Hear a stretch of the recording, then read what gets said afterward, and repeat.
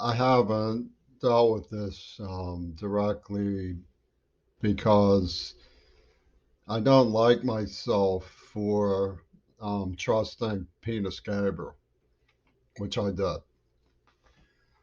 And there was a whole process of going forward with contact with the character, lead guitarist of King Crimson. So it's a little bit difficult to work out, even when I study myself, how it all happened. But to get to the root of the problem, the reason I destroyed my correspondence with Penis Gabriel, gave it to people, and threw it away, was because Will Zell looked at me in the Poconos Mountain Cafe before AIDS was going on and said to me, "What would you think of a scheme to transform the human race by injecting the blood?" And there was a witness. He turned very suddenly, looked shocked. "What's that, Smith?" Um, and this fact, which I corroborated for the sake of incredulous peers by pursuing this madman to Mount Desert Island and got him to write a confession, which he was emboldened to do because of Penis Gabriel.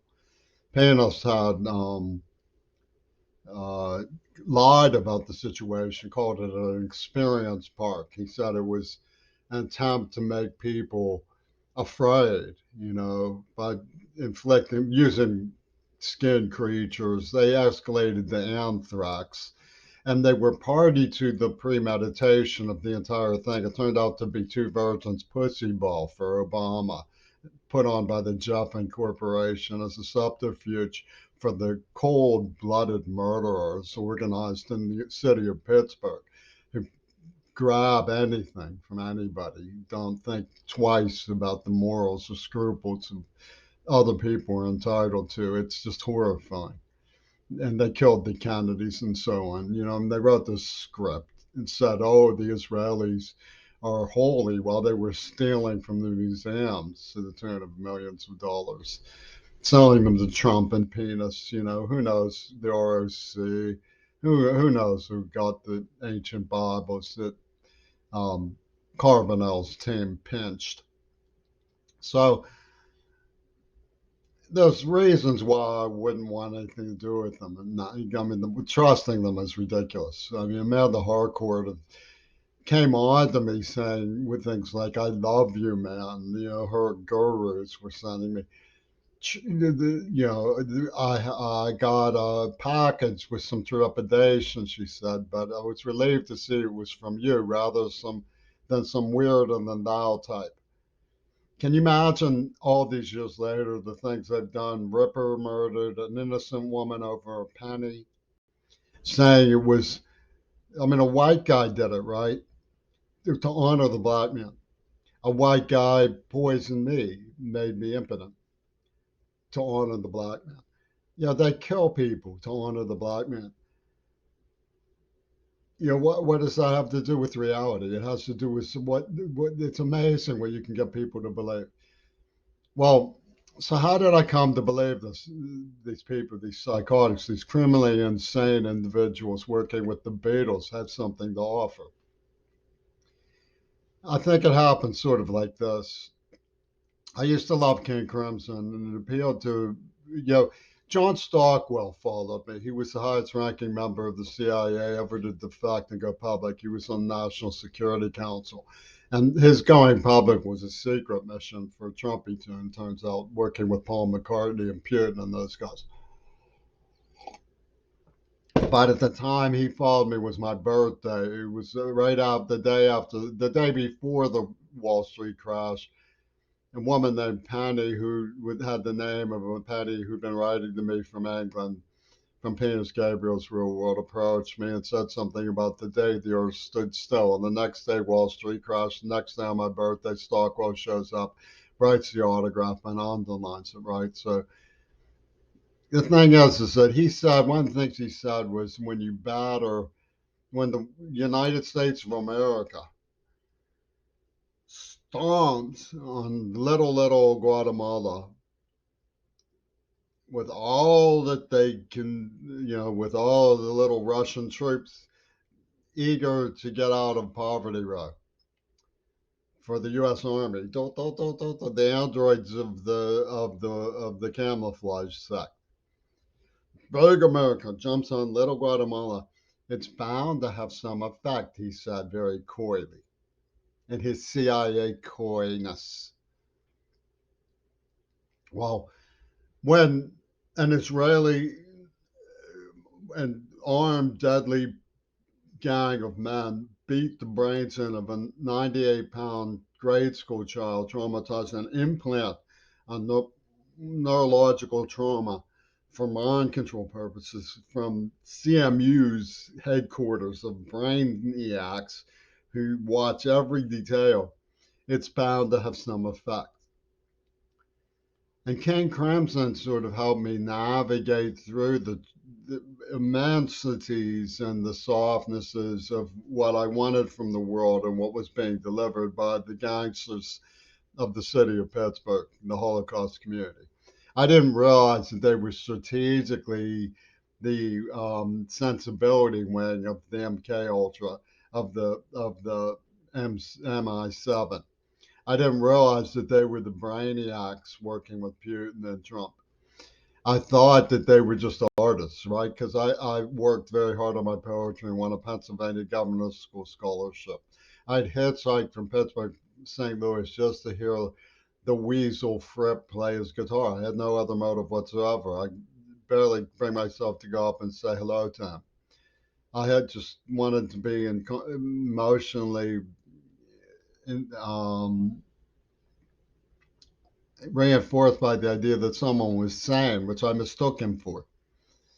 So, this evil man was masquerading as sanity in the midst of this performance of terrorism that he was subjecting me to.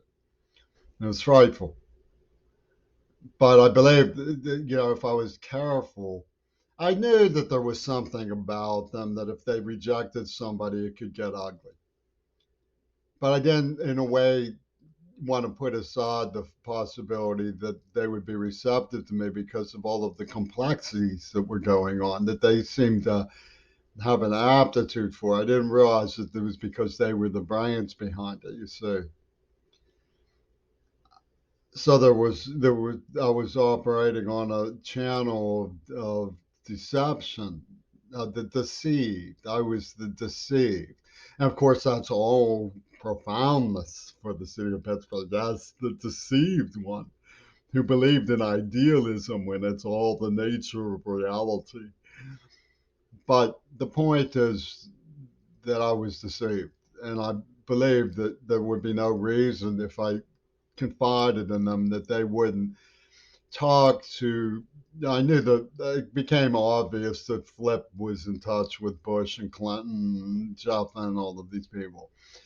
But I minded my manners, like when Penis put me off on Amanda Harcourt, I thought, well, I don't want to bother the great hero, the great artist. I just want to find the place where I'm comfortable, where there can be some give and take about the issues I'm raising. And one of the issues I raised was ecology. I was very concerned that they were ignoring what was happening with the planet.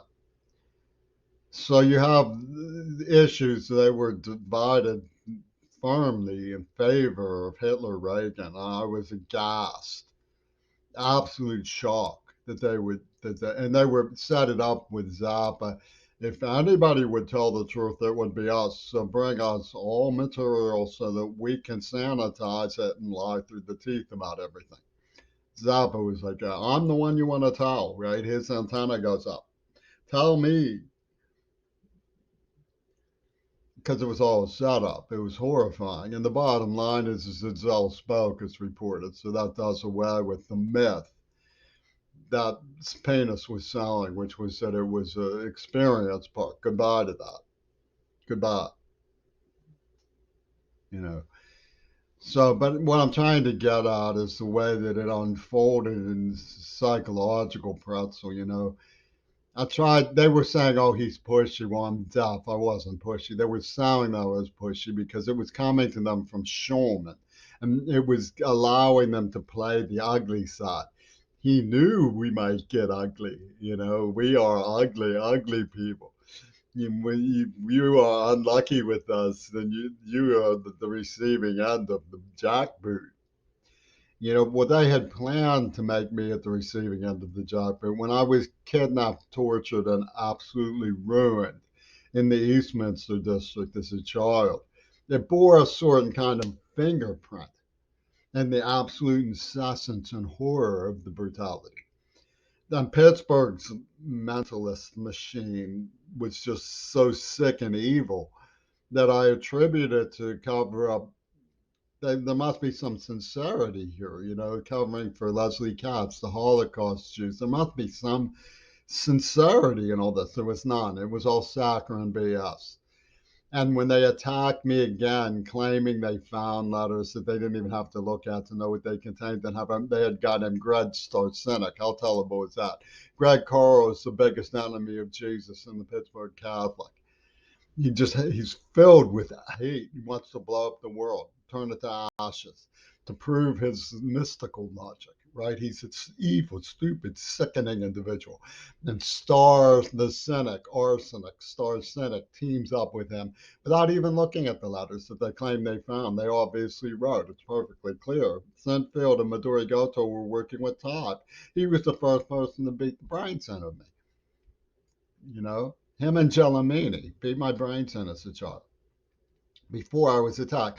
Well, what I'm saying is the maelstrom that descended on me, the horrible, horrible, bloodthirsty cruelty, using an implanted seizure thing for a taser, tasering me hundreds of thousands of times in the head over and over and over again.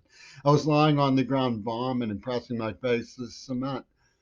This is what I got for trying to keep my distance from the great artists when they were writing to me saying, "We like hearing from you. We love you, man," inviting me places so that I could sit down at dinner with them and enjoy their company, you know. And but behind my back, they were setting up the most lethal backstab imaginable. Can you believe that they would kill Circe Kennedy and then claim it was for the black man? I mean, it's mind shattering insanity that comes from criminals like Pittsburgh, Pennsylvania, and Paul McCartney working together. And they advertise it. Oh, Pittsburgh is like Liverpool. You know, and they're all, we love glue. We love glue.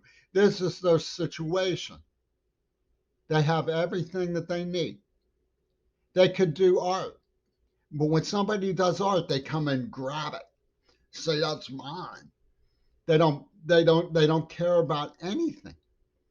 Now and then somebody who's sane comes up and says, "I'm sorry," like the mayor did. You know, a few people who knew me in passing said it's a little overboard using the Sicilian violinist pushy theory, which she got from John Schulman about a deaf man with a neuroplastic implant who's actually legally trying to keep his distance, to chemically castrate and rape a girl with Down syndrome who's deaf, and say it was to protect a virgin who nobody did anything at all to.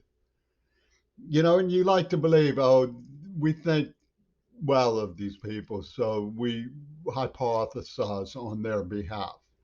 You know, and that's what I'm explaining is that for a long time I lied to myself about what treacherous antiheroes King Crimson really are. It's absolutely horrible. And if you don't think it took work for them to get that across to me, talk to anybody who knew me before I understood about how I regarded them, which was absolute faith.